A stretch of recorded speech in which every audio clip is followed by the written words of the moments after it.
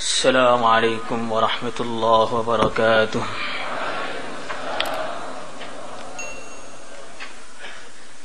بسم الله الرحمن الرحيم.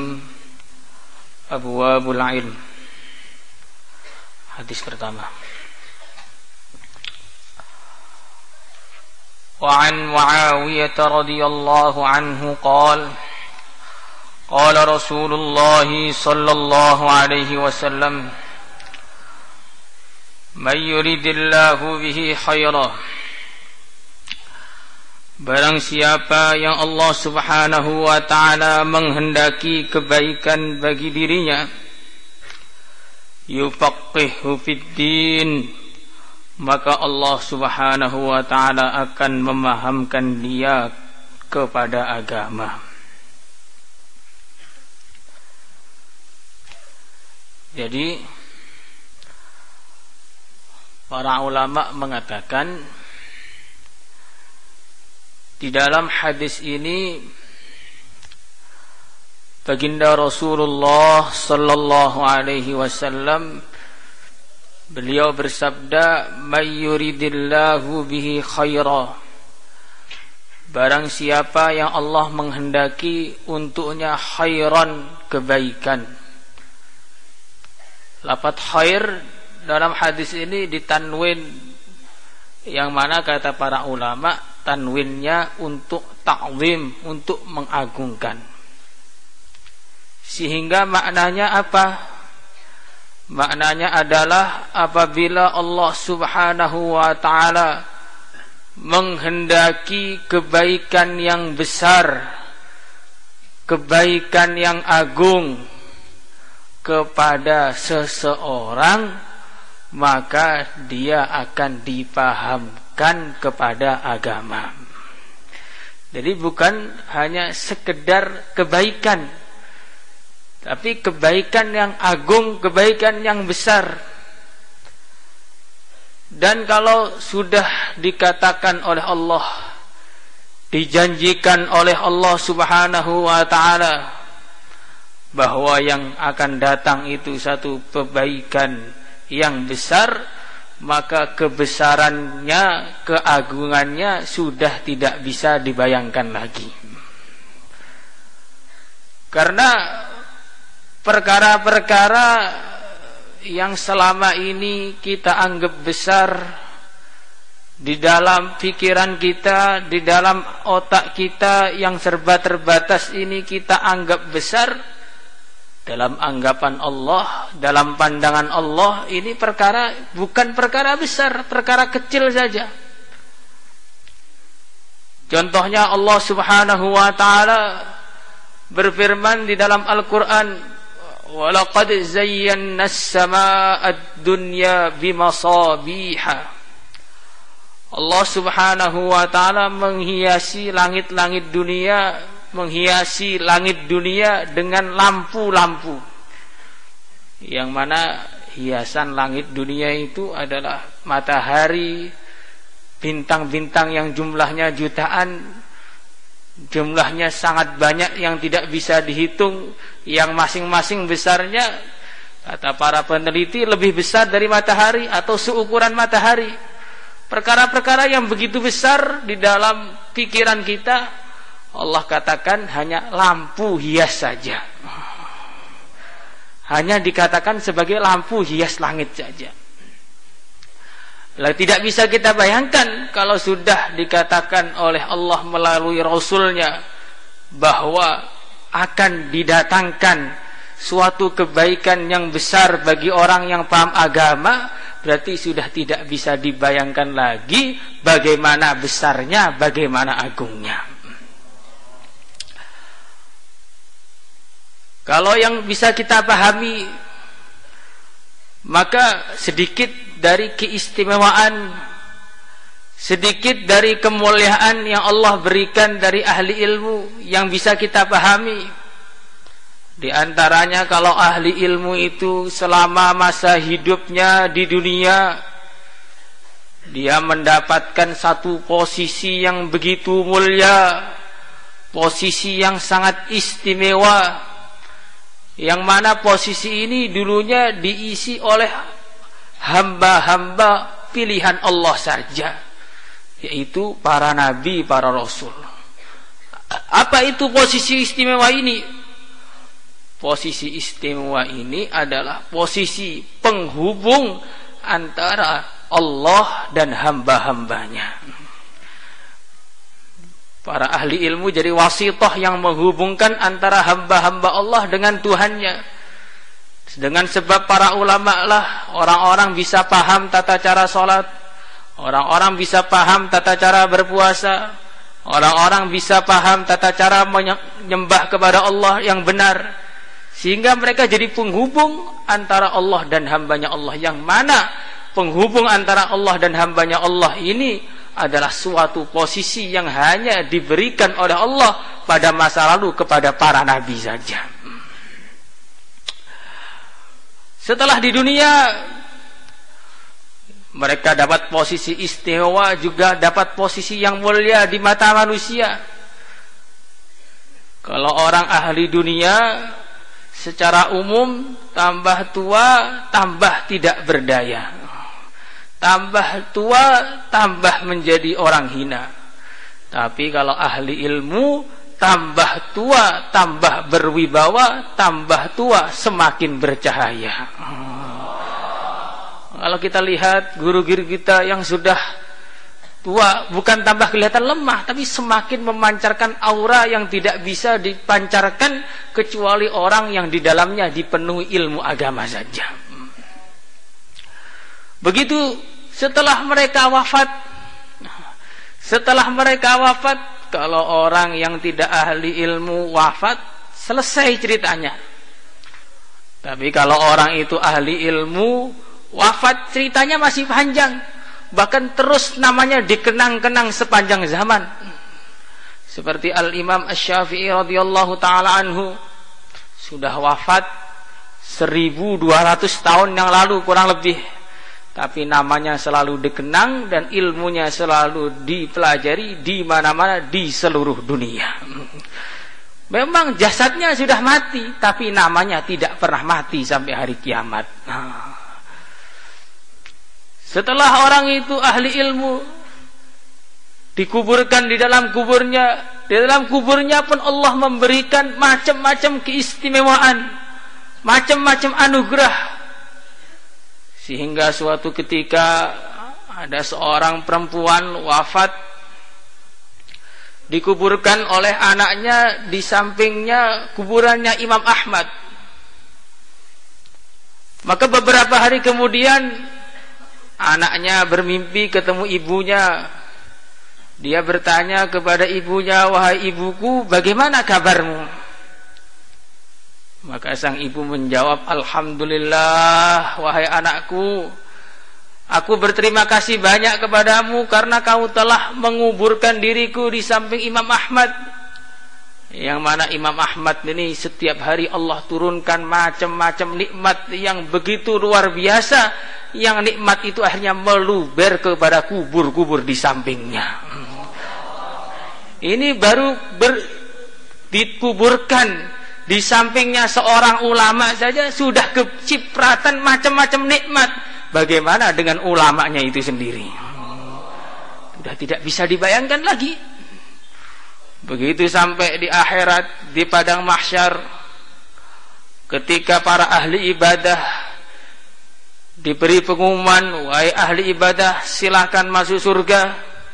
Maka orang alim pun ingin segera masuk surga. Tapi ditahan dulu, nggak boleh masuk surga kamu. Lah kenapa nggak boleh masuk surga? Kif hatta tashfa' liman tasha. Berhentilah dulu, syafaatilah semua orang yang kamu mau, ajak mereka untuk masuk surga. Ini anugerah yang luar biasa. Yang kita tahu hafidz Al-Quran mensyafaati 10 orang. Orang mati syahid mensyafaati 70 orang. Kalau ahli ilmu mensyafaati orang tanpa ada batasan.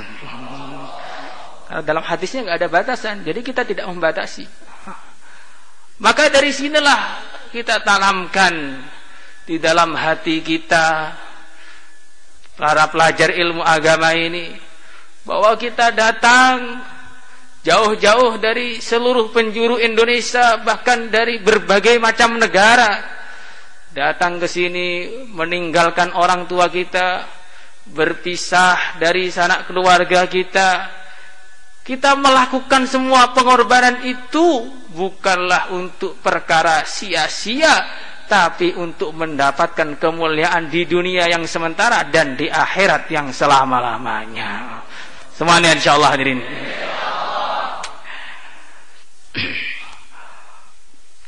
Wa innama ana qasimun, hanyalah dan sesungguhnya aku hanyalah yang membagi, wa yu'tillah, dan Allah Subhanahu wa taala yang memberi, wa la yazalu, dan tidak henti-hentinya, amru hadhil ummah, urusan umat ini, mustaqiman, lurus, hatta taqumas saah, sehingga terjadi hari kiamat, wa hatta ya'tiya amrullah, dan sehingga datanglah apa yang diputuskan oleh Allah.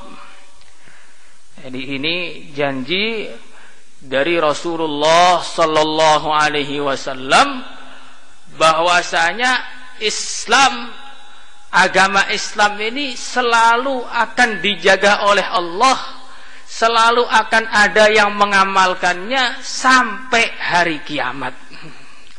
Jadi Islamnya itu tidak perlu dikhawatirkan, tetapi yang perlu kita khawatirkan, yang perlu kita risaukan, kita ini dipilih untuk mengamalkan Islam atau tidak. Kalau Islamnya selalu dijaga oleh Allah, selalu akan ada orang-orang yang dipilih oleh Allah untuk mengamalkan Islam dengan cara yang benar. Tetapi yang perlu kita pikirkan lagi dan lagi, saya ini apakah termasuk hamba-hamba Allah yang dipilih oleh Allah untuk menjaga Islam, atau sebaliknya wujudnya saya ini malah mengganggu Islam. Maka jangan sampai salah paham, sebagaimana sebagian orang salah paham, kalau enggak ada saya maka takazah ini tidak jalan, kalau enggak ada saya markasnya mati, kalau enggak ada saya masjidnya enggak ada yang ngimami, kalau enggak ada saya santri-santri pada pergi, dan seterusnya dan seterusnya. Ini salah. Yang benar adalah kita inilah yang butuh kepada agama, agama enggak butuh kepada kita. Maka kita harus selalu menangis, merengek-rengek kepada Allah agar kita ini tetap dipilih oleh Allah sebagai orang-orang yang menjaga agama, mengamalkan agama sampai akhir hayat kita. Semuanya insyaallah.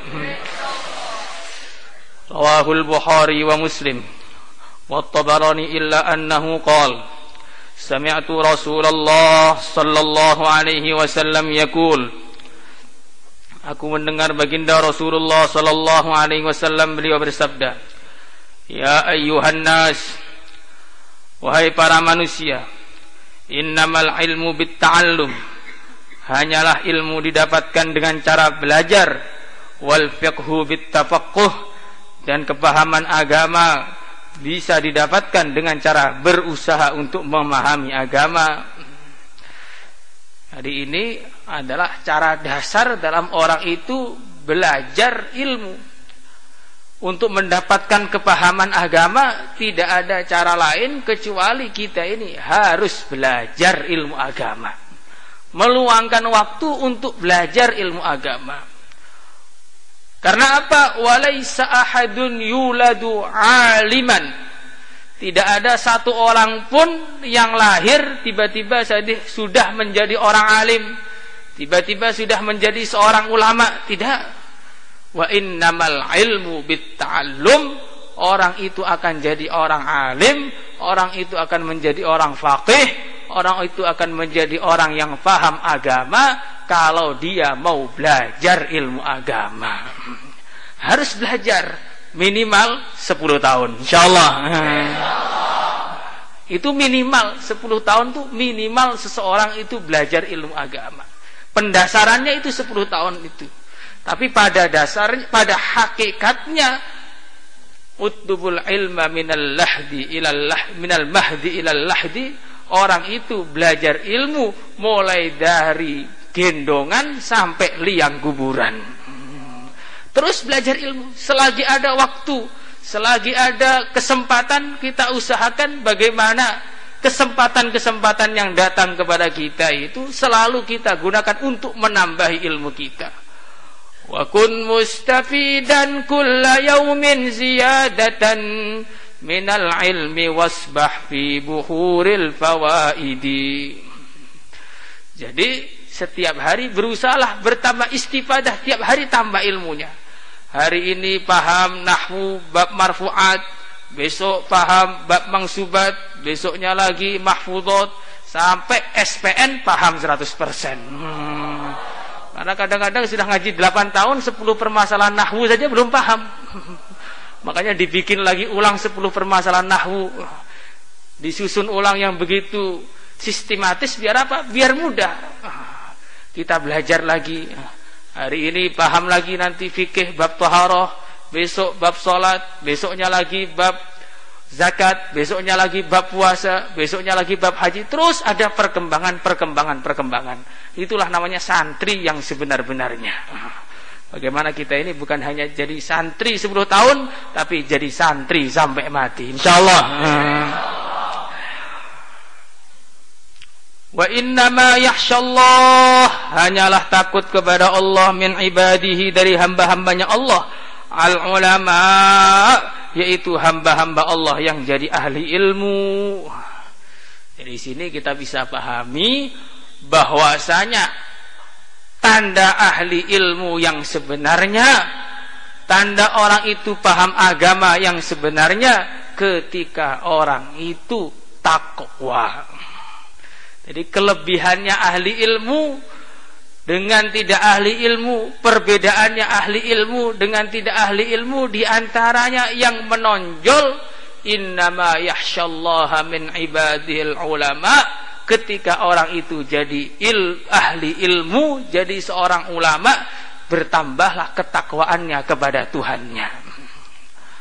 Maka sebaliknya, kalau orang itu tambah ilmunya tapi tidak tambah takwanya, berarti dia bukan ahli ilmu yang hakikatnya.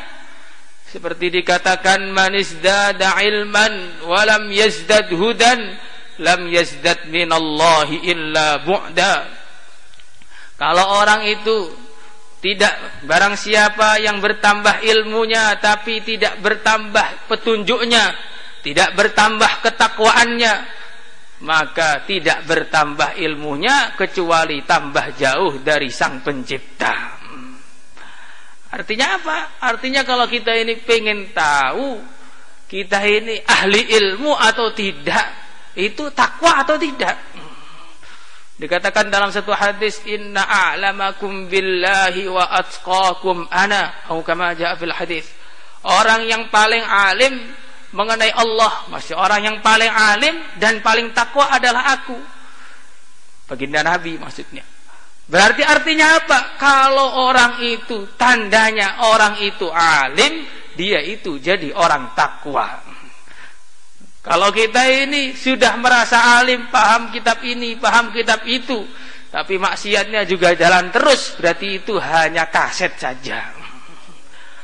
Jadi hanya kaset saja. Kalau mau jadi ahli ilmu yang sebenarnya harus takwa.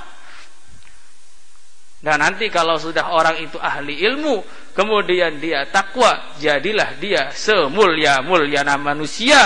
Semoga termasuk kita.